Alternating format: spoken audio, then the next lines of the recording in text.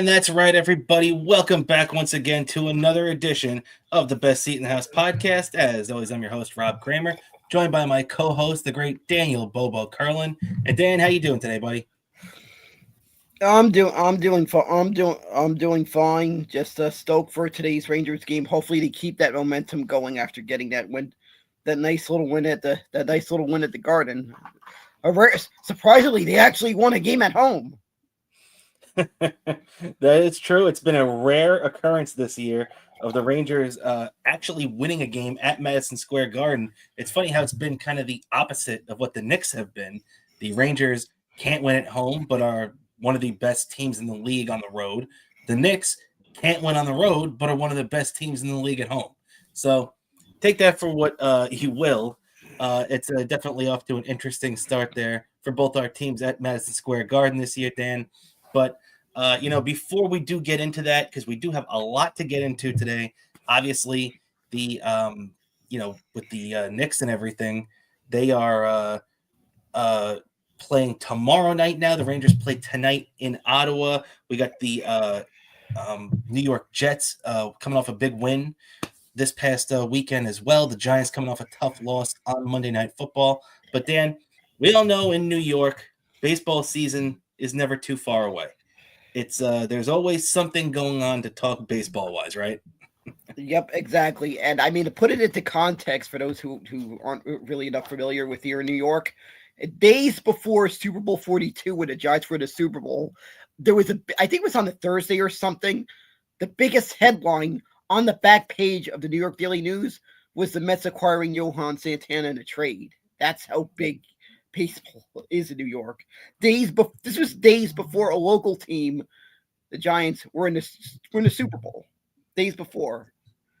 Very true. Very true. And I remember that very well way back on February 4th, 2008, when the Mets pulled off that trade. Just a couple of days later, the New York Giants would win the Super Bowl against the Patriots. And yeah, you're right. The biggest talk of the town that weekend going into the Super Bowl was the Mets picking up Johan Santana.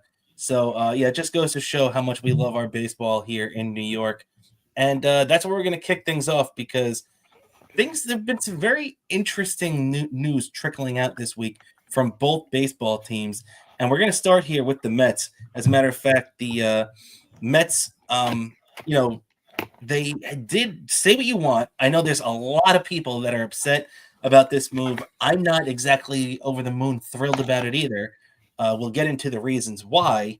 But the Mets did spend a lot of money this week. You see this contract, 3 years, $51 million.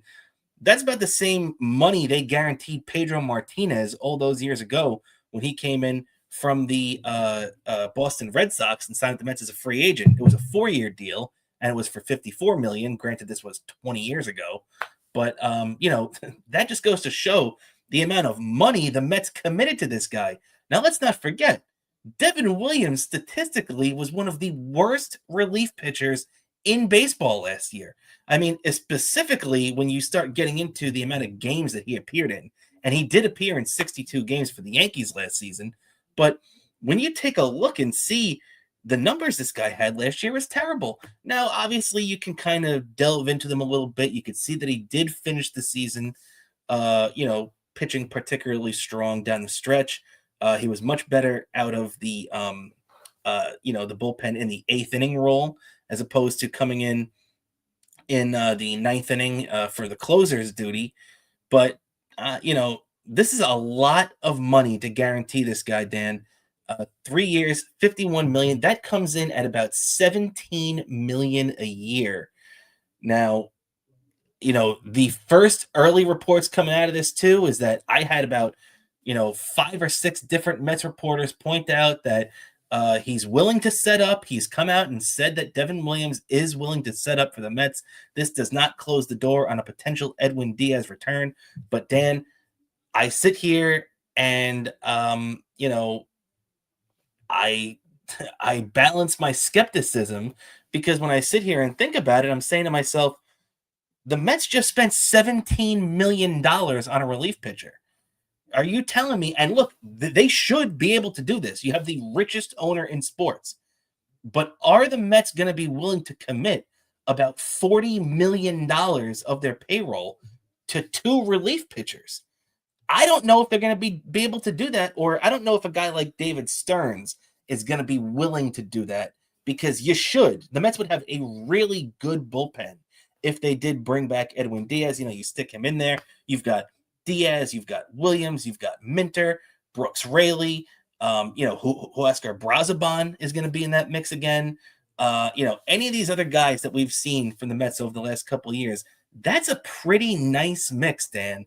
And when you put that together, you say to yourself, okay, I feel a little bit better about this, unless the Mets don't bring back Diaz. The Diaz coming back brings this whole thing together. If you're going to try to sell me Edwin Diaz, if you're going to try to sell me this bullpen with Williams as the closer replacing Diaz, you're out of your freaking mind. Yeah, I feel the same way. They better bring back Edwin Diaz, discount Dave. I'm sick of you being the Spirit Airlines of GMs. I'm just sick. I'm just sick of that. Every big move I've seen the Mets make since he's been GM, it's all on Steve Cohen, not this big nosed dummy. Not this big nosed dummy, as far as I see it. Bring back Edwin Diaz, bring back Pete Alonso, and I'm hoping, and I'm keeping my fingers crossed, and I just have a gut feeling it could be 50-50, but but I'm really hoping we'll be able to talk about how weird of a situation it's going to be that Devin Williams is going to be teammates with Pete Alonso. Yeah, we hope so too, and there's a lot that goes into that too, Dan, when you really start to think about it, because they just that's the thing that really starts to scare me too, when we really start to think about it, because it's like, okay, we're sitting here talking about how much money the Mets are going to be spending. We're sitting here talking about what payroll is going to look like if the Mets are going to completely blow by the whatever it is, 300 million or so threshold it is for the top tier payrolls in Major League Baseball that get hit with having to pay these excess taxes for high salaries and everything. But then we also think to ourselves, but you just collapsed. The Mets just had an effective 4-month collapse during this season. So you better be telling me you're bringing back Edwin Diaz with this. You better be telling me that you're bringing in, Devin Williams. That's fine at $17 million, whatever. And then you better be telling me Pete Alonso is coming back too. And that can't be it either. Yeah, exactly. I hope they bring in at least some pitching, and I just hope against how that the young pitching we have pans out to what we expect. This is and I hope they don't screw this up with young pitching. A word of advice to the pitching: be a little cautious, because we all remember. Don't make any of the mistakes Matt Harvey made. That's all I gotta say to some of these young pitchers. Because I just feel like this is the first time I've seen some young pitchers that I've seen a lot of upside in since 2015, and I'm hoping this one doesn't screw up. Another word of advice: Sports Illustrated, don't put any Met players on the cover until after the World Series. I'm with you on that, Dan. But I've got some good news for you, my friend. As I see out of the corner of my eye, Mika Zibanejad has scored a first-period goal against his former team, the Ottawa Senators. So New York Rangers playing tonight in the Canadian capital have taken an early 1-0 lead. So shout out to Mika there. And we'll be getting to the Rangers again in a little bit, but I figured you'd enjoy that little one. So I want to let you know that. That is something, of course, that at least to give me someone I root for gives me something I can celebrate about. Because I'm still playing a waiting game on whatever the Mets are doing, constantly looking at the SNY Twitter feeds and hoping I get the alerts that ping up the good news I want to hear. And also the Giants have been causing me to yell at the TV, disgusted at what I'm seeing. I'm seeing the lowest I've ever seen my Giants have ever been in years, in my lifetime. Yeah. I hear you. We'll get to the Giants. We'll get to the Jets in a little bit too, because definitely it's been crappy for both our franchises for a while now. But also shout out to our buddy PhD hanging out with us in the chat, saying Bobo and Cramer. Oh yeah, thanks, buddy. I gotta give credit to this guy. Yeah, and he's always hanging out. Hold on, I just got a little scared there because it wasn't anything big. Just was some link to a news article, but because I saw an alert pop up from MLB.com from the MLB.com, so I wanted to make sure it wasn't. I had to keep on top of that. I hear you. All right, we're going to keep it rolling along here with the MLB, as a matter of fact. So, obviously, we had the Mets sign Devin Williams to that big deal. I guess the early feedback is that we both like it only if Edwin Diaz comes back. If Edwin Diaz doesn't come back, this scares the hell out of both of us. So, come on, guys. Let's not be cheap. Bring Diaz back. Make him the highest paid closer in baseball again. And let's go to town with a really good bullpen. And one thing too, Dan, that we all circled on what the Mets have to do. We all saw how badly the starting rotation faltered down the stretch. The Mets had to turn to the 3 rookies just to try to save their season, and obviously it didn't work out. This is a clear thing. The Mets had their hot stove the other night, and this is what a couple of names they were throwing out there that the Mets could look to upgrade their rotation. Obviously, it's not going to be the big time get that a guy that we've all wanted, like Tariq Skubal, would be, but that's also, that's going to depend on if the Detroit Tigers want to move on from him, which nobody knows yet. But you see these names out there. I did see the Mets get linked to Joe Ryan today. So, I do, I do like that move. But the thing that does scare me there is that apparently the Twins are interested in Jonah Tong. And as much as I like Joe Ryan, in my opinion, Joe Ryan is not worth any of those 3 top starters. He's not worth Jonah Tong. He's not worth Brandon Sprout. And he's definitely, obviously, not even close to being worth Noah McLean. So if it was me, I don't know if I would move Jonah Tong for Joe Ryan. They also had Zach Gallen, who's still with the let's not forget, too, the first 2 guys on that list, Joe Ryan's with Minnesota. Zach Gallen is still with the Arizona Diamondbacks. So you would have to trade for both those guys. The other 2 guys they have listed are Merrill Kelly, who's a 36 going on 37-year-old starter. He finished the year with Texas. And Merrill Kelly's a very good pitcher, pitched in the World Series for the Arizona Diamondbacks a couple of years ago. And then also, speaking of a guy that pitched in the World Series, Chris Bassett, who pitched way deep into this season with the Toronto Blue Jays this year, Dan. So it's been a very interesting offseason so far, seeing what pitchers the Mets kind of bring to the forefront here. And do any of these guys intrigue you? And would you have an appetite for moving Jonah Tong for a guy like Joe Ryan? I would. It depends on how I would be okay with the trade, depending how well Joe Ryan turns out as a Met. Because you can only base that on how he's done as a Twin so far. If you're asking me, I wouldn't make that trade. Yeah, that's why I'm kind of skeptical on that trade, because I feel like he has barely any postseason experience. He's on a team that consistently is practically the Yankees' bitch in the playoffs. So that says a lot there. I have zero. I hardly have any confidence in anyone that plays for the Twins. There's like little expectations. Freaking Minnesota is more of a football town. I can't blame you on that. I definitely can't blame you on that. So, I like Joe Ryan. I like Zach Gallen too.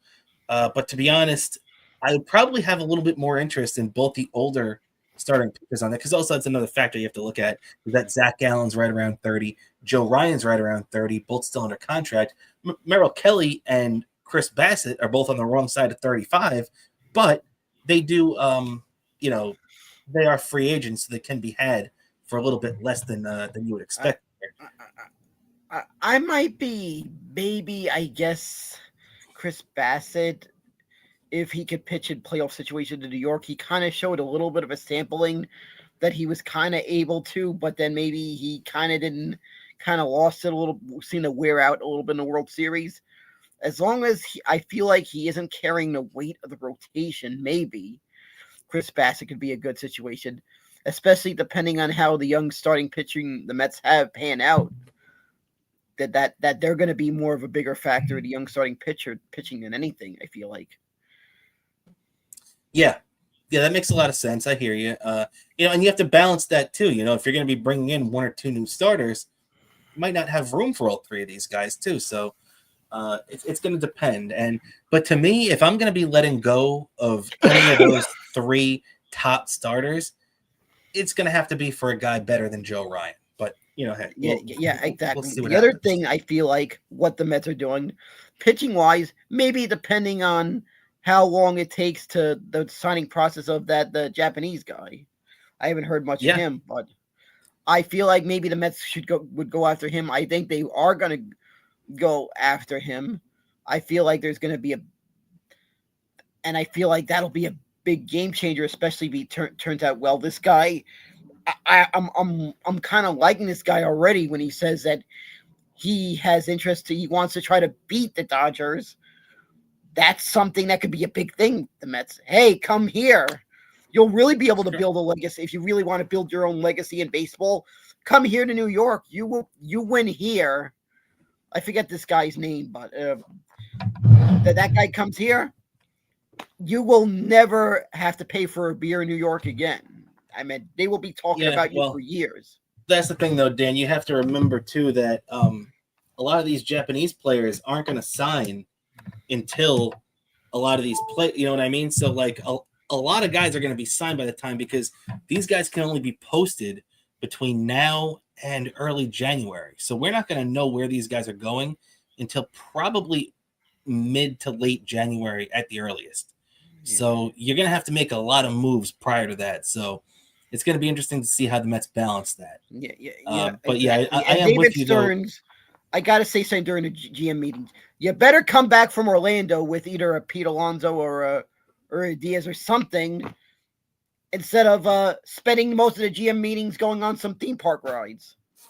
Well, the GM meetings start on Monday, so you're right. The pressure is going to be on for David Stearns. We'll have to see how that pans out with the Mets there. That's really all we have on the Mets right now. There's not much else going on. We're keeping our fingers crossed with that. But Dan, there's a bunch of stuff though that I wanted to hit on you with the Yankees too. So the Yankees right now, right around this time every year, beginning of December, is when the Yankees start. The Mets start with their hot stove report right off the bat. I mean, basically November 1st, as soon as the World Series is close to or just about done being wrapped up, the Mets start with that hot stove report stuff on SNY. The Yankees usually wait back a little bit, right? So last night was the first time the Yankees had their hot stove report of this offseason. And on that show, the Yankees have two guys that are really in the know for the New York Yankees.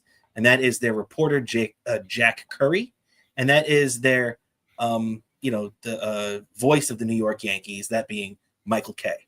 Those two guys know the Yankees better than anybody. And hearing this what they had last night was just very, very shocking to me, the way they broke this down. And, there is one, when we look at this, it's, let's see, Yankees hot stove. Here we go. Okay. So what they're saying is that this Trent Grisham, now, if you remember, Trent Grisham had a big year for the Yankees last year. He had 34 home runs and really started to come into his own. And I don't know, they got this stupid timer on these banners now, so I got to keep my eye out for that. All right. So he had a big year for the Yankees, 34 home runs, no doubt about it. He played a big role in the Yankees' success this year. And you got to remember, the year before, this guy was hitting 190. He was not a productive player. People were looking to run him out of town until last season. Then he has this big year. So the Yankees didn't want to just let him go for nothing. But they probably should have. Because to be honest, they probably could have worked something out where they ended up bringing Grisham back for a lot less. Right now, what happens is when a player becomes a free agent in Major League Baseball, you have two options on them. You can either give them a qualifying offer, which they can accept a 1-year contract for whatever the base salary is set for that season. This year, it's set at $22 million.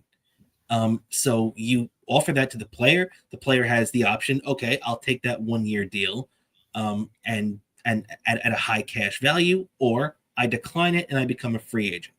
Well, he did. The Yankees expected him to decline it, but where else was Trent Grisham going to get $22 million for 1 year?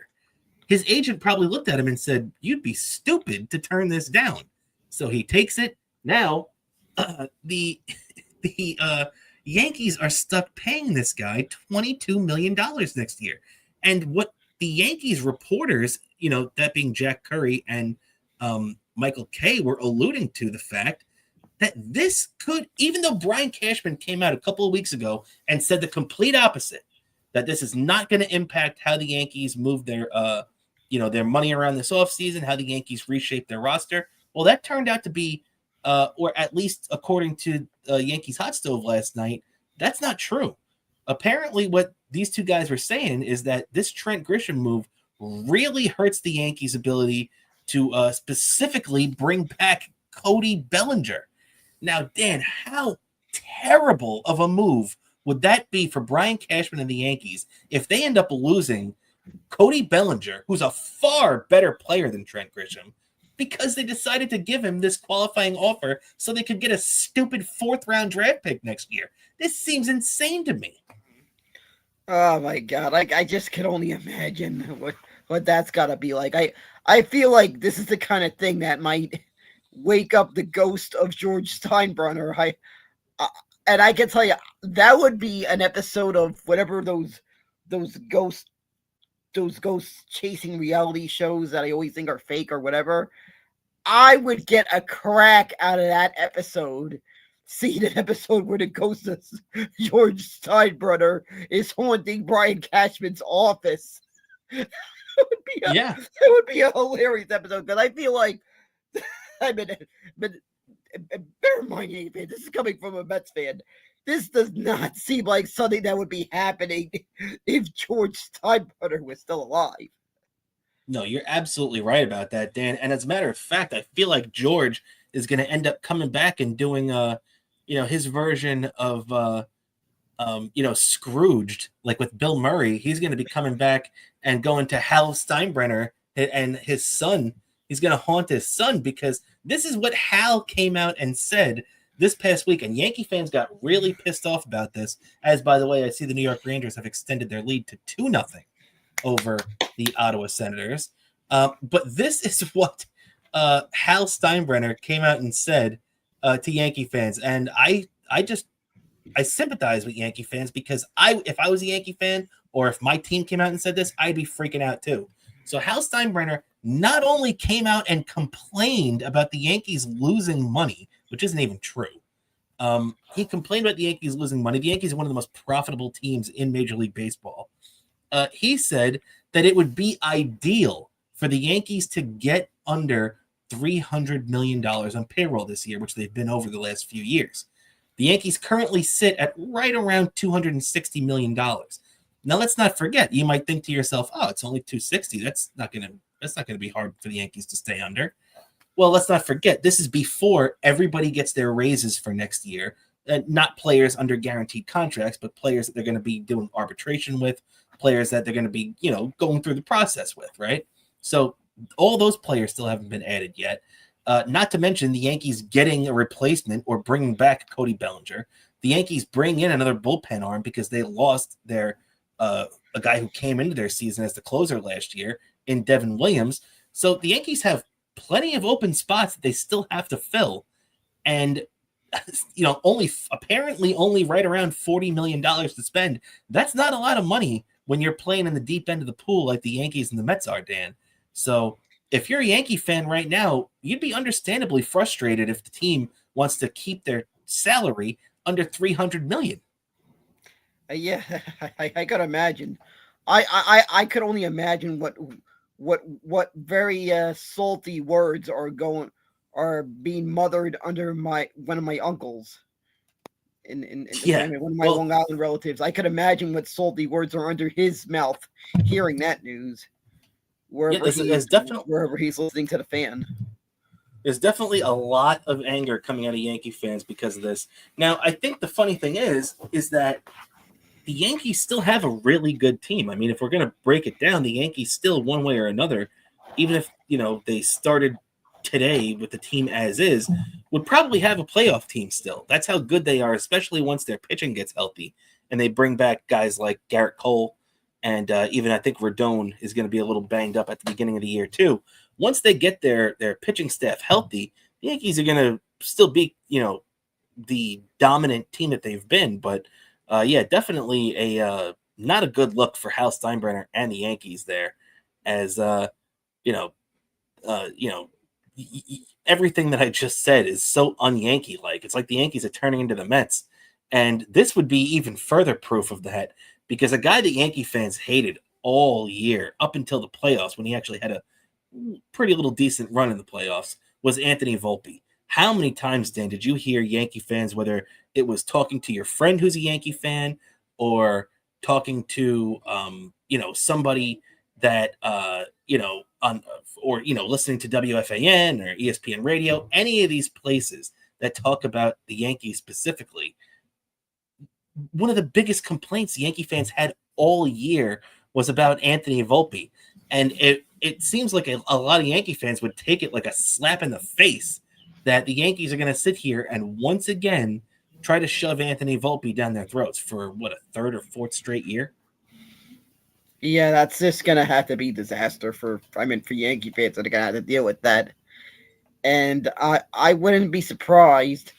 And I think they can almost get away with it, WFAN. I'm sure especially some WFAN hosts that are known for being Yankee fans would probably maybe consider blaring that little song by Eastside Dave by now. Yeah. Eastside Dave does have a good Yankee song in regards to Brian Cashman, who he refers to as what does he call him again? He calls him he calls him a ferret. The ferret. That's what it is. So, yeah, believe me. And I'm seeing the Davey Max Sports program. I mean, the great our good friend Eastside Dave, one of the biggest Yankee fans I know. He's probably livid. He's going to be livid on his next show, without a doubt. I almost expect him to be livid on his next show. Yeah, I wouldn't blame him too, because so one of the things that Yankee fans, and it was funny too, Devin Williams, who signed with the Mets the other day, we just talked about, obviously coming over from the Yankees, another big name coming over from the Yankees, and Devin Williams put out on Instagram the other day that he said, gee, all these Yankee fans who told me they didn't want me to come back, now all of a sudden they're upset with me because I signed with the Mets. So it's kind of funny that he, ingratiated himself to Met fans in that way. But, it also just goes to show that, Yankee fans might have been pissed off at Devin Williams for the season that he had, but the way they're probably thinking about it is that they need as many good arms in that bullpen as possible. So I think a lot of Yankee fans, despite Williams' struggles this year, were secretly kind of hoping they'd bring him back to what me and you are hoping for. So we know right now that David Bednar most likely is going to be the Yankees' unquestioned closer going into 2026. I think they were hoping that Devin Williams would come back and set up for him, much like he did down the stretch. That doesn't seem like that's going to happen. And then I think a lot of Yankee fans kind of thought to themselves, well, okay, the Mets just signed our guy. Maybe we're going to go out and go after the big fish inside Edwin Diaz. And apparently that doesn't look like that's going to happen either. As also on the Yankees hot stove last night, they reported that the Yankees are not expected to make a push for Edwin Diaz in any way. So that's not going to be that's one less team the Mets have to worry about when we're competing for Edwin Diaz. I hear names like the Cubs, I hear names like the Dodgers, even the Toronto Blue Jays, but the Yankees not in that mix right now. Yeah, exactly. So I just feel like Yankee fans are going to be really pushing for Brian Cashman to be fired, and I feel like you might have a 50-50 chance of winning betting if you could go on that app Kalshi, because I don't know if this is a thing you could bet on Vegas, but you've heard about that app, right? Yeah. That app that South Park made fun of. I think you could bet on. I think you might have a chance of winning that bet this year about Brian Cashman being fired. You might be able to win that. You might be able to win that bet if you place a bet. I don't know about that. I don't know. But Brian Cashman's not going anywhere. Brian Cashman, I don't think he's going anywhere, Dan. Especially if the Yankees are still decent next year and compete, Brian Cashman's not going anywhere. So Yankee fans can really hope that Cashman gets fired. I don't see it happening. Yeah, exactly. And I feel like those World Series the Yankees won were in spite of Brian Cashman, because I feel like a lot of that was Gene Michaels. Well, yeah, no, it wasn't even in spite of him. He had nothing to do, especially in 1998. That was Gene Michaels' team. Exactly. And I also feel like Brian Cashman probably would have been fired by now had George Steinbrenner been still alive. Oh yeah, you're definitely right about that. If George was still alive, I think Cashman was fired 10 years ago. So I think you're right about that. Yeah, and I think his successor would have promoted that assistant to the traveling secretary to GM probably. Who's that? Bodysuit Man? That guy. His name, I think his name was George Costanza. I think that guy might have been GM of the Yankees, but at this point, had Steinbrenner had been alive. Bodysuit Man, yeah, yeah. All right.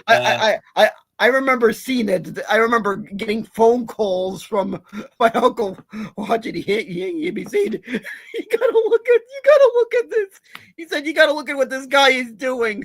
He was just laughing, and I'm in a bit, but I changed the channel for a little bit to look at the Yankee game just to see what he was talking about, and I was just laughing my ass off seeing that. All right, so that's gonna do it for the Yankee talk. Looks like the Yankees and the Mets are kind of heading in opposite directions right now, at least financially. But we'll see what happens there. Still a lot to figure out there. All right, let's get to a little hockey and basketball before we round things out with the football. And but I do want to hit a couple of our chats real quick. Apparently, I have a fan out there. Thank you very much for hanging out with us. Bo, you have a fan there too. IROC, right there, coming in and hanging out. Yeah, gotta congratulate. Gotta say hi to IROC, whoever you are. I forget who you are. I think I know who you are. But there's a little Chip here. I definitely read that in Chip's voice. I bet he's green with envy. Yeah, I definitely read that. Crazy enough, I had a crazy dream last night about Chip Chipperson that I'm on a private plane to Miami for whatever reason. Even though I know my cousin can't, even though unfortunately my cousin can't offer free flights. He works for he works for one of those private airlines, and unfortunately he can't offer free flights. But for whatever reason, I had a dream that I'm on a flight that he's on. Chip Chipperson's on the flight, and I don't know if you remember the character Murray from Stranger Things, the conspiracy guy. Okay.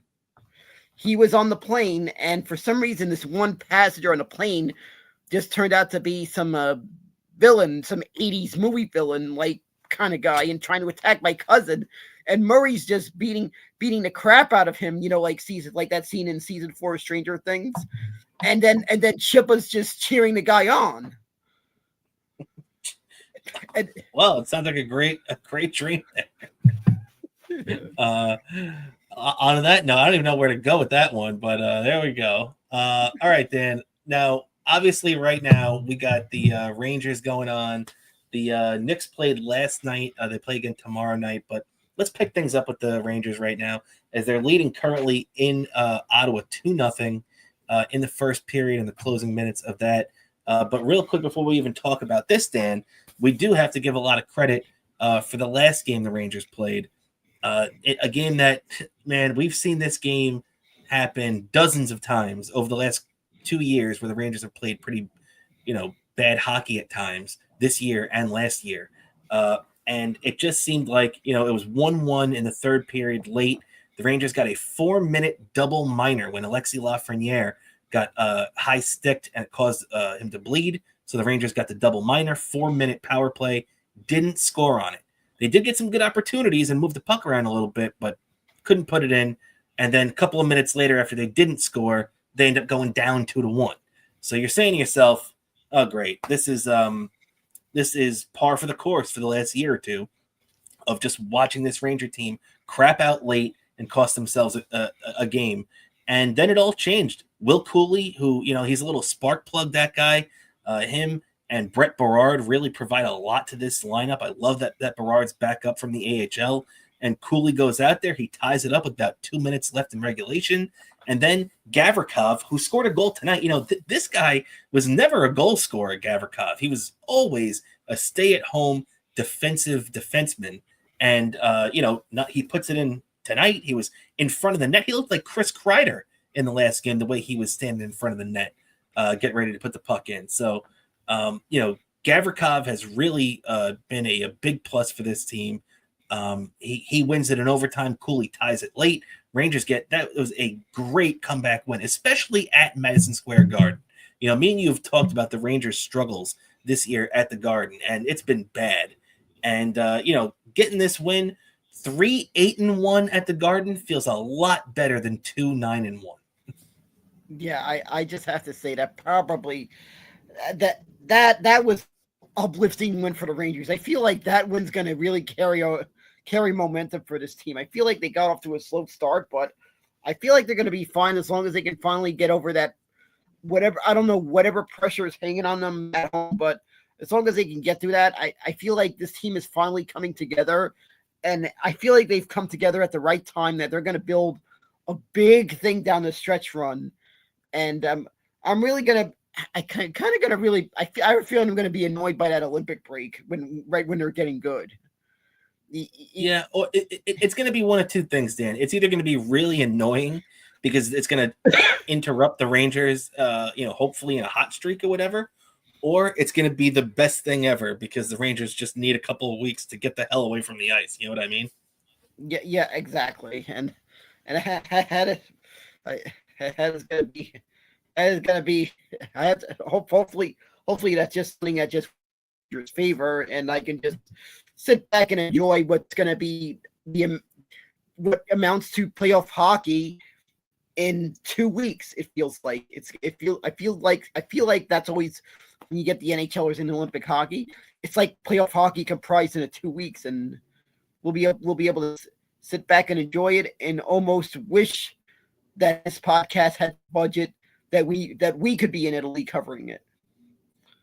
That's right. And unfortunately right now, I see that the Rangers had had taken a late penalty, and the Senators have now cut that lead in half. So it's 2-1 in Ottawa right now. And there's nothing Igor can really do about that. So Rangers still up, but it's 2-1 now in the Canadian capital up there in Ottawa. But Dan, hey, the Rangers have been playing good hockey lately. They're 4-1-1 in their last 6 games, so they've been playing really well. And that's exactly what you said. They started off a little shaky, I think, especially too early on in Mike Sullivan's tenure. They were still trying to figure things out. They were still trying to, get his system in place. And it looks like the team is really starting to adapt to his system now. Yeah, exactly. And I just had a feeling they had to do this, and I hope the Rangers do whatever they need to do, go all in at the trade deadline, because I feel like it's something they almost need to do. I mean, I don't know about that, Dan, because if the Rangers are barely in a playoff spot at that point, you don't want to go all in at that point. It's not worth sacrificing your future that much just to make the playoffs. If you're already a playoff team and you want to solidify yourself going in like the Rangers did in 2022 and just added to that great team, that's a different story. But if the Rangers are kind of in the spot they are right now, I don't know if it's a smart thing to go all in at the deadline. But at the same time, I expect this Rangers team to put up a good fight, especially the team coached by Mike Sullivan. I mean, this guy commands winners, and I'm expecting big things. Yeah, it's true. No, you should expect big things too, but clearly this team is they have the good things that you can look to and point to and see the positives in this team, but you also see a lot of negatives. And a lot of these guys that that Chris Drury brought in and paid, like Carson Soucy And and Soucy's had his moments. He scored a couple of goals this year too, so it's not all bad. But he's not a very good defender for a defenseman. And same thing with Will Borgen. And Will Borgen got a long-term contract at $4 million a year. So, and right now, from what I see, I'm not a big fan of that deal. I liked Will Borgen last year. He seemed like a decent player, but even then, when I saw him getting $4 million over 4 years, I was like, "What the heck is Drury thinking?"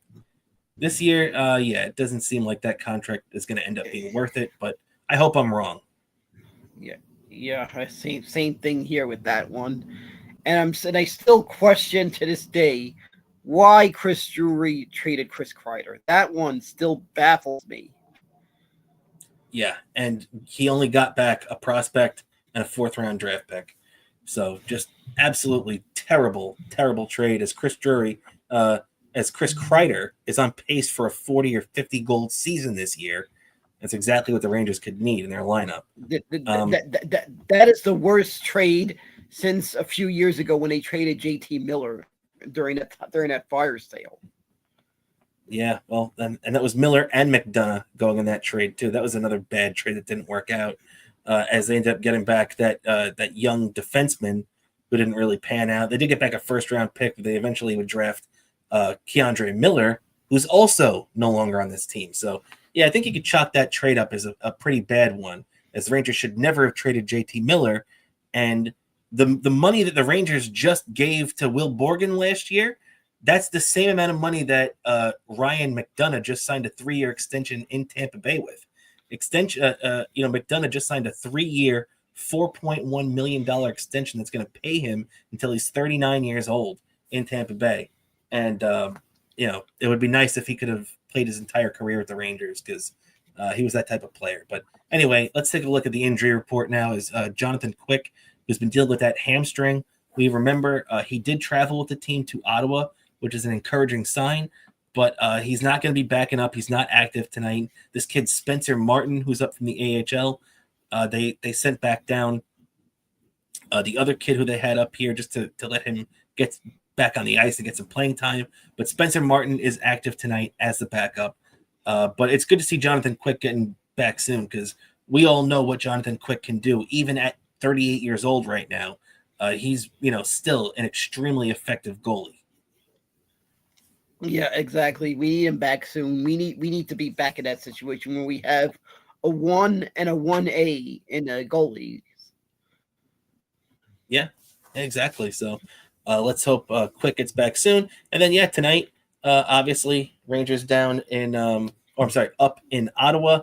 The Rangers coming to tonight 14-12-2. The Senators 13-9-4. So both teams kind of on that same level to start the season off, at least. Even though you'd think the Rangers should be a little bit more talented than Ottawa, but they're both pretty evenly matched so far this year. And the final seconds are ticking off in the first period. Rangers still hold that 2-1 lead. So we'll keep our eye on that as we round the show out here. That's going to do it for the hockey. Let's do a little bit of the basketball before we move on to the football, Dan. As the Knicks, they had that brutal loss earlier this week. The Knicks against the Celtics earlier this week opened up the first quarter and led 17-4 at one point. They were blowing the Celtics' doors off. And then the second and the third quarter, the Celtics just beat the crap out of them. It was embarrassing what the Knicks allowed the Celtics to do. That was as bad as it gets. They end up losing that one 123-117 in Boston. But the good thing is that even though it was against a crappy Hornets team last night, they did bounce back and won that one 119-104. The team looked pretty damn good. So, they're 14-7. They're still one of the better teams in the East. So despite that discouraging loss to the Celtics, by the way, a team that lost to the Brooklyn Nets last week, who stink, but just made it all the more infuriating to lose to the Celtics, who are still a good team. I don't want to sit here and act like the Celtics are a good team, or are not a good team. But when you open the game up 17-4, you should win that freaking game. Yeah, exactly. That game, I was furious. I was yelling at the TV. As I told to someone who's both a Mets fan and a Knicks fan, I said to this one of my social media peeps, I said, it seems winter and during summer, there's going to be a team in orange and blue that's going to make me yell at the TV during both basketball season and baseball season. That's right.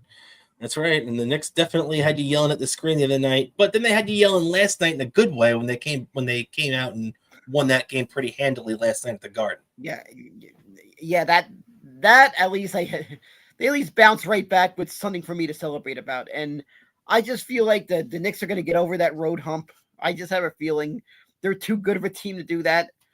And they're just going to give me one heck of a season. And I could tell you, our good pal Stevie Lou might have to be recruited to film us at the Canyon of Heroes.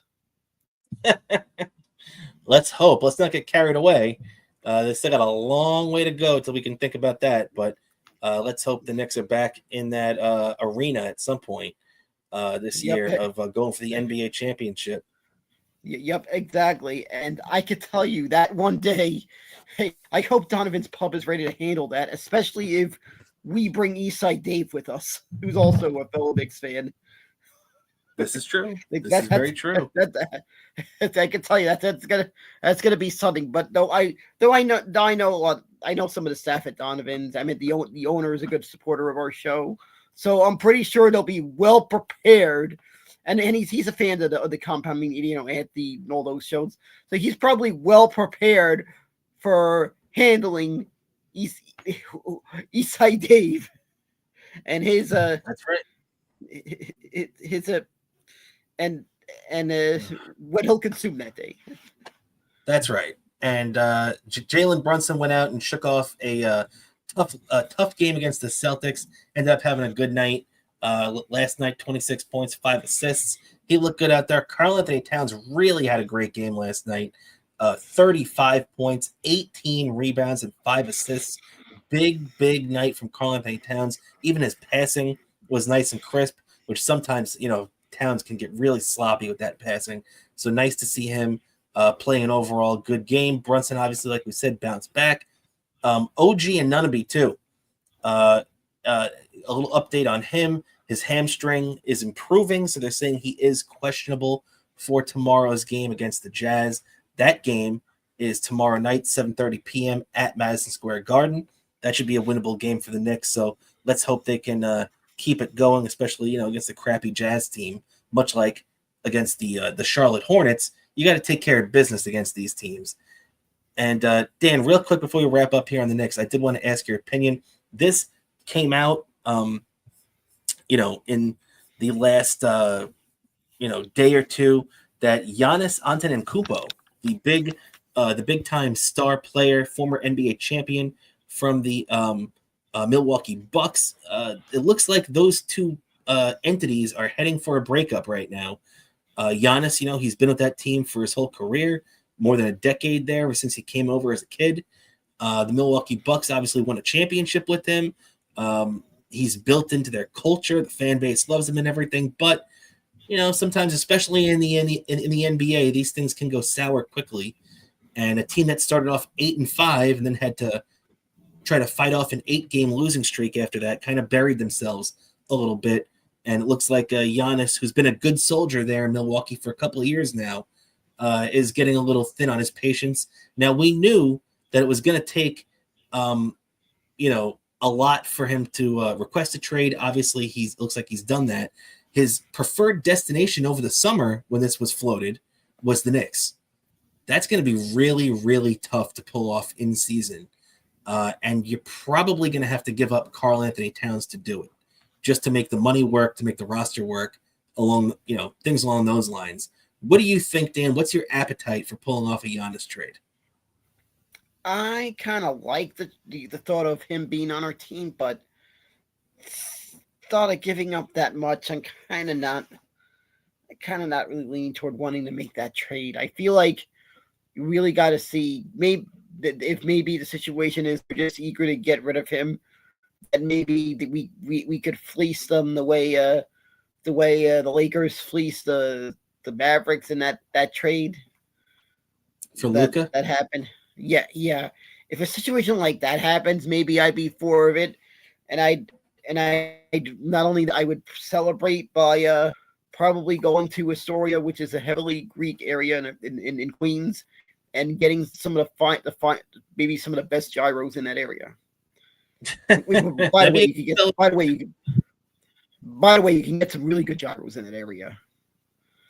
Very nice, very nice. And Giannis definitely he's on the menu right now for the Knicks to be had. It's just going to all depend on what Leon Rose and the Knicks front office have in mind for how they want to shape this roster. Because for me, that seems like a deal that can only get done in the offseason. But hey, at this point, you never know. So all options are on the table right now, and we'll have to see which way the Knicks go. And all right, Dan, let's head over to the NFL now. We'll finish up with some Jets and Giants talk before we get out of here. I want to thank everybody for hanging out with us here on this edition of Best Seat in the House podcast, hanging out with me and Dan on this Thursday evening. Dan, let's start off with your Giants who played on Monday Night Football. Things did not go well. It was a 33-15 loss. If you want to hear our immediate reaction to that, you can check out our Patreon show that we did the other night, patreon.com/Best Seat in the House podcast for $5. We do every Jets and Giants post-game show, so you can check that out there. But tough loss, Dan, 33-15. Really wasn't even as close as the score might indicate. Oh, yeah, that game was such a disaster.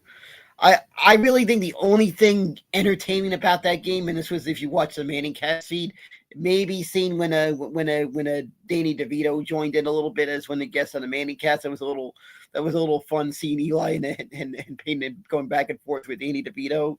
That was a little fun. But aside from that this game was 3 hours. I wish I could get back. This just was an epitome of how bad the Giants had been the last couple of years. This was it was pretty bad.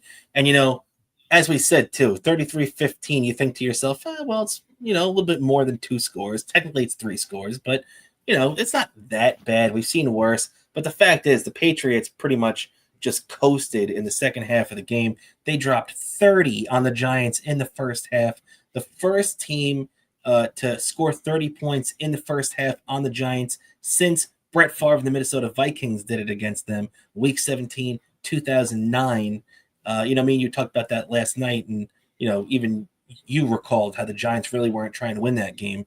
And I guess the Giants weren't really trying to win on Monday night either, because the Patriots just kind of came in and rolled right over them. The other thing that I really took note of in this game, Dan, when the stats started to come out afterwards, is that, me and you have talked about the Giants' defensive line and their ability to pressure quarterbacks and get back there and everything. We know the names the Giants have back there, like Thibodeau and Burns and, a lot of these guys out there. Obviously, their nose tackle, who's a little banged up right now, in Dexter Lawrence. But, Dan, the thing is, Abdul Carter was benched for the whole game the other day. That's kind of a situation that's brewing with the Giants there. So they didn't even have him on their pass rush there too. So maybe without Lawrence and without Carter, that could have potentially hurt the Giants enough. But when you look at this, it's crazy. The Giants D could not get to Drake May. And the fact is, the Giants might have been down 2 pass rushers, but the Patriots were down 2 starters on their offensive line. Their offensive line was completely banged up coming into this game. And in spite of that, Drake May was pressured the second lowest amount in his career of this game. God, this is just utter disaster. I've never seen this be so on Giants like. This just really made me frustrated watching this game. Like, just looking at this season, like, what am I doing? This season is leaving me to count the days to March 2026. And right. if you watch our show, you know what March 26 is. It makes me counting the days to that, because this is just utter disaster what I am watching. And yeah, I wanted to smash my TV after this. There was no defense. I was just scratching my head with what the fuck am I watching? And then on offense, I saw one of the most stupid penalties when they looked like they gained, and it was like they looked like they were going to get a good drive. I feel like I felt like Jackson Dart was going to get a good drive, and then they had to escalate whatever the opposition instigated on, led to a complete a full-on fight breaking out. I just feel like it's a bad look. Something needs to be done. They need to bring in a coach that can hold the fort down, that can right the ship. That's gonna not stand for any of this. They need to bring in a real coach in a John Gruden. That's all I gotta say with this team. Say what you want. They definitely need a new coach. A real coach. And especially if things turn out this where we have such a high draft pick, I feel like we need to Joe Shane needs to be fired. In the words of Benson Dunwoody, he needs to be fired. I can't really emanate that because I'm still, even though I'm no longer sick, as you can see, I'm no longer congested. I had one of those colds that takes a lot out of you. Yeah, I hear you, man. And that's exactly what Joe Shane has done to this Giants roster. He's taken a lot out of it. And he was making the plea for himself and his roster the other day. And I think it kind of fell on deaf ears for a lot of people because, he's had plenty of time to pull this together. I think in my opinion, he did a much worse job in his job than Brian Daboll did in his. Brian Daboll, we saw what Brian Daboll could do with a bad team. Let's not forget in 2022 when Daboll first came in here, nobody expected that team to make the playoffs. They made the playoffs because Brian Daboll coached the hell out of them. Now he didn't do a great job the next couple of years after that, but also his GM did not do a good job of putting a cohesive group of talent on the field too. So you definitely have to take Joe Shane with a grain of salt because he's basically begging for his job at this point right now. And either way, right now the Giants fans get a week reprieve after they have one of the latest buys in football this year, as the Giants finally get a bye week right now and then come back 2 weeks from now to take on the Commanders.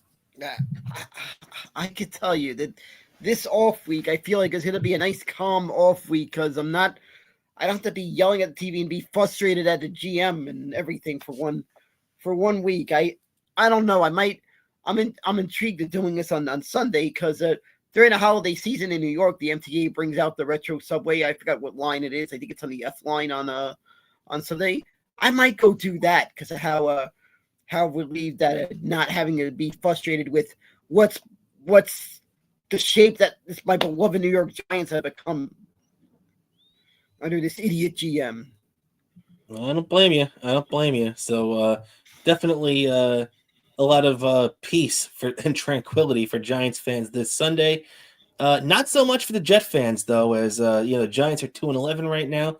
The Jets are not too far behind them at 3-9, but the Jets are coming off a nice win, believe it or not, against the Atlanta Falcons. The Jets have actually won 3 of their last 5 games, too. So after that 0-7 start, we're starting to see at least some good things in this Aaron Glenn regime now taking over. The Jets end up winning this one 27-24. Nick Folk ends up kicking the game-winning field goal. Now, he had not missed a field goal at all this year for the entire season until this game. Earlier in this game, he missed a 55-yard field goal, and you really can't blame him for that either because it was a 55-yarder, first off, and second of all, it was really bad weather at MetLife on Sunday as there was rain and wind and everything, so it was not an easy kick. It's actually kind of a miracle that he even made the game winner, but the one he missed earlier was a tough kick. This one was probably even tougher, but he drills it a 56-yard game-winning field goal as time expired. Got to give a lot of credit to Tyrod Taylor for just being a productive quarterback, something that the Jets have not gotten out the last couple of years, aside from the season Aaron Rodgers was here. As much as everybody wanted to bitch, Aaron Rodgers actually played pretty damn well at quarterback, 28 touchdowns and 11 interceptions, I might remind you.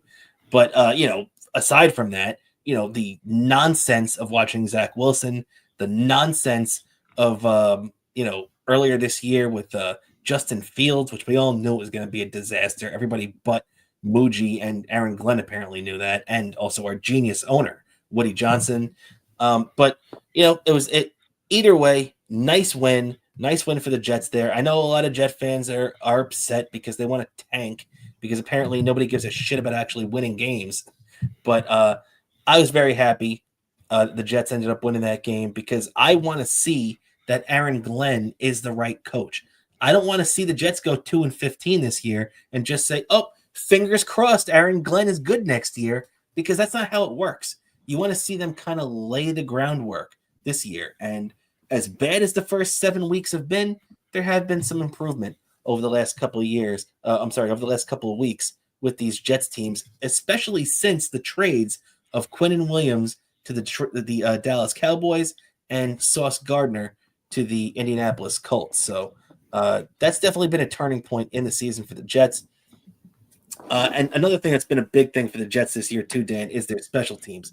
We just talked about Nick Folk. The Jets special teams have been off the charts this year. They were all over the place in the win on Sunday. They forced a big turnover right at the goal line, basically. And the Jets punter, Austin McNamara, has been named Special Teams Player of the Month for November. So that just goes to show that, one of the big reasons why the Jets special teams have been so good this year. Their kicker's been great. Their punter's been great. Their kick return's been great. Their kick return and punt return coverage teams have been great. And that all falls at the hands of the Jets' new special teams coordinator, Chris Banjo, who, to bring it all back around, Dan, was hired by Aaron Glenn. So you have to give Glenn credit for that, whether you like it or not. But whether you like him or not. Yeah, I feel like we got a good player that's going to be moving forward in special teams. It's going to be really good for you guys to look forward to. The other thing I feel like is that you guys they got to go during the season and find a quarterback, whether it be the draft or free agency or trade. They got to find that quarterback with that upside. Like the guy that's, quarterback that's still young, that's kind of in their prime a little bit, they, maybe like the Rams, like some teams have done, and propel them to the next level. That's when I think that's going to be one of the key things they got to do during the offseason is find their quarterback. Other than that, there are some upsides that you guys have some players in defense and upside. We just saw in special teams. So there is some upside on this team. They just need to find a way to get it all to mesh together and get the right pieces. Next offseason is going to be a pivotal offseason in the Jets rebuilding toward that promised land, that moment that we've all talked about, me filming how emotional you would be. Like, I can tell you, just there will be, I swear, the emotions. I might be like Martin Scorsese with the footage of you specifically that I would capture on film of you, that whole celebration. They might as well make that an independent movie, you celebrating a championship, if that ever happens. I swear, I will submit that to the Oscars or whatever independent film awards, if that ever happens. All that footage I film of you, I will submit that as an independent movie. I'm just putting it out there right now to be ready for that, if that ever happens to you.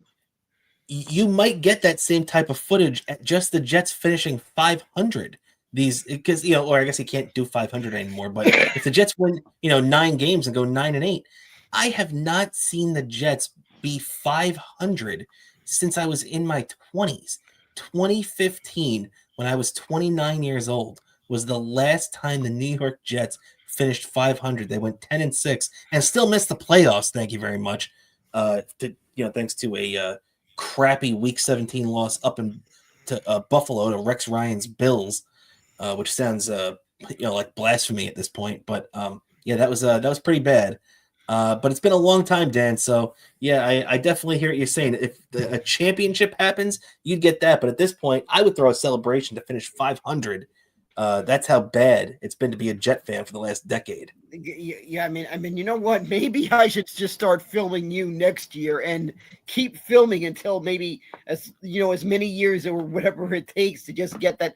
Because I think you're literally helping produce this film, assistant directing this film that I'm filming about you specifically. I don't know what the title would be, but this sounds like would be a great film. Just filming you and all your tribulations. You watching your team, just all the things and filming. And then hopefully I get that ending because just I might as well just be filming you right now. Start filming you right now. Might as well start that right now. You might as well. Well, apparently we've been doing it a couple of times a week for the last 3 years already. So it's definitely we've got enough film in the on the rolls here to definitely start one up, no doubt about it. And Dan, we'll be able to keep that going next week now as the Jets play the Dolphins, and I don't care. I see a lot of Jet fans hoping that they lose this game. I want to hurt Miami. Me and you talked about the other day on our Patreon show, all the stuff. We don't even have to go over it again because we do it every week. All the time that Florida teams have hurt us over the last 15, 20 years. We know it. We say it every time. What I want to do is stick it to the Dolphins this week. Because if the Dolphins win this game, they're right back in the playoff hunt. 6-7, you could sneak right in 500, 8-9, 9-8. No doubt about it. They'd be alive. At 5-8, the Jets would deal a serious blow to any kind of playoff hopes for the Dolphins. So I'm really hoping the Jets come out here and get what would be actually the upset at home. Because I want to beat the Dolphins. I always want to beat the Dolphins. Yeah, exactly. I mean, I'm a Giants fan, but I kind of feel like I would love to see you like celebrate that, and plus just at what you said, we've had too many losses. Teams we're both a fan of at the hands of teams from the state of Florida. We've had so many losses. I'm gonna do this again for the people here watching this. Going back.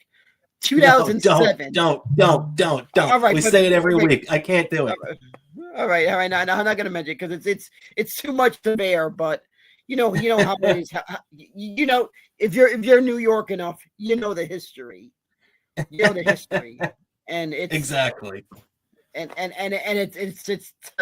it's tough seeing that. All right. I just had PTSD.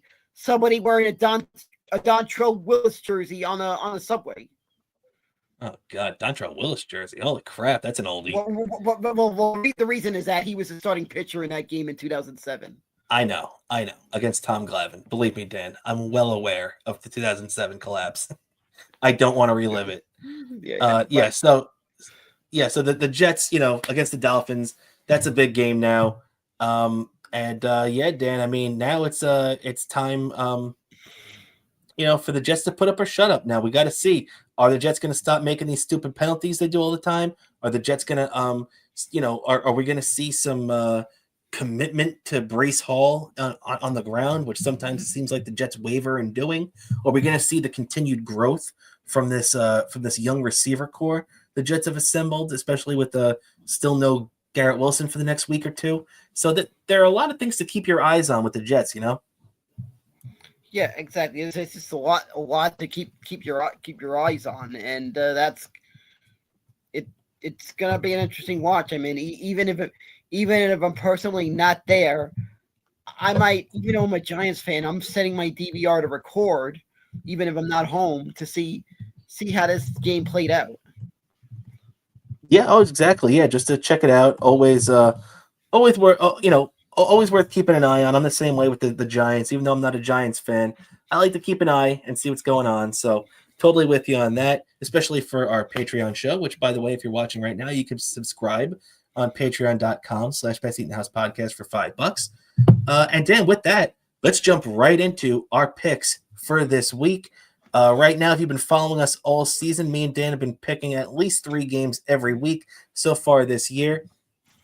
I am 21, 17 and 1. Bo is 18, 20 and 1. We both went we both went 2 and 1 last week. And Dan, just like that, we're starting up again this week. All right, you know what that music means? It's the equalizer. And we are doing our picks now, Dan, and we are starting off with tonight's game. Again, that's just about to get underway right now. It is 8:16. This kickoff is at 8:20 or 8:15, I guess. So it either just started or it's about to. Thursday night football, big game too, Dan. The Dallas Cowboys with my old Jet nose tackle Quinn Williams there. Cowboys are 6-5-1 going into Detroit to take on the Lions. 3.5-point underdogs the Cowboys are in Detroit. Dan, who do you got in this game? I really have a feeling that Detroit's going to win this one 27-17. Okay, so you got them by 10, so you got them definitely covering that one. I'm with you too. I like the Cowboys. Like I don't like them, but I think the Cowboys are a decent team. I think the Cowboys will probably make the playoffs. And I think they're going to be helped out by that tie too, because they're going to have one less loss than everybody else. So I do think the Cowboys are going to make the playoffs, make a little push. I don't think they're going to beat Detroit tonight. I'm with you on that. So we are both going with the Lions -3.5. All right, now let's take a look at the game we were just talking about, the Jets. That's going to be Jets and Dolphins. Dolphins come into MetLife. Dolphins beat the Jets on Monday Night Football in Miami earlier this year, but that was a weird game too, as the Jets had a lot of opportunities to beat the Dolphins in that one.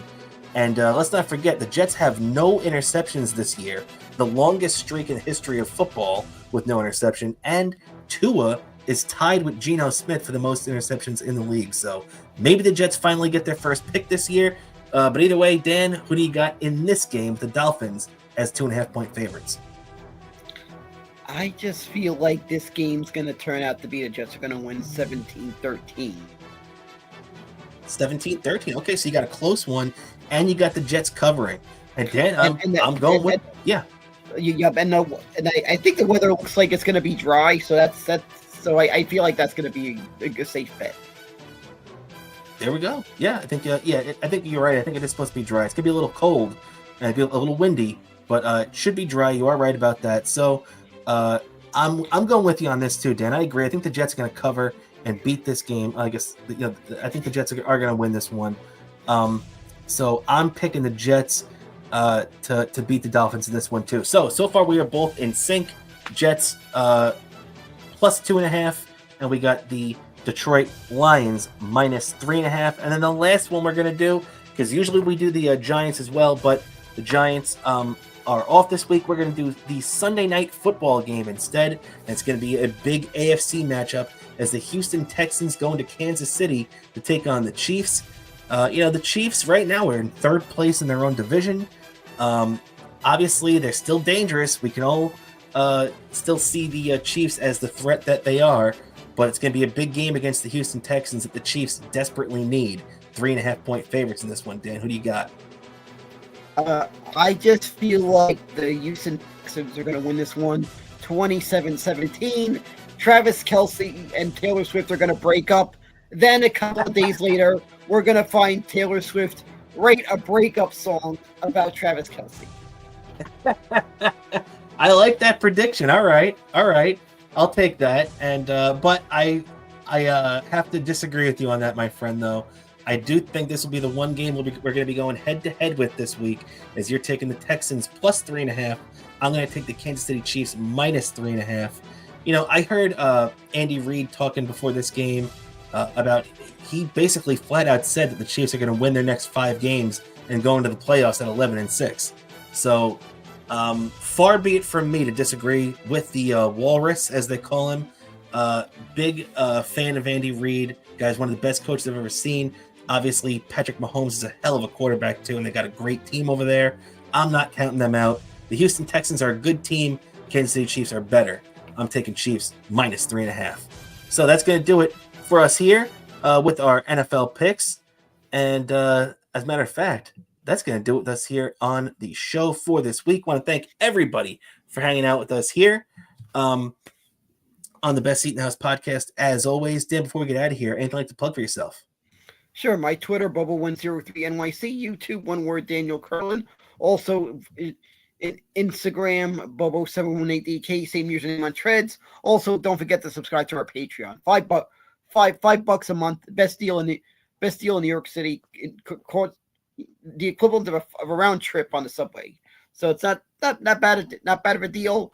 Subscribe, you get access to stuff like our Patreon show and tracks I admitted once the NASCAR season starts up. And even when I upload YouTube stuff, I get 1 week early access to my YouTube content when I upload new things on YouTube.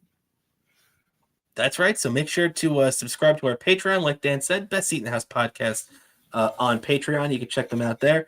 It's only $5. We appreciate everybody that's subscribed already and anybody that's planning on it too. So for the Best Seat in the House podcast, I'm your host, Rob Kramer. This is my co-host, the great Daniel Bobo Curlin. We'll be right back with you on Sunday afternoon for our normal Patreon show to do the Jets postgame, probably around 5:30. But as always, we'll be right back here with you next Thursday, 7 p.m., right here on YouTube. So for the great Daniel Bobo Curlin, I'm Rob Kramer. This is the Best Seat in the House podcast, everybody, and we will catch you later. Have a great weekend, and let's go.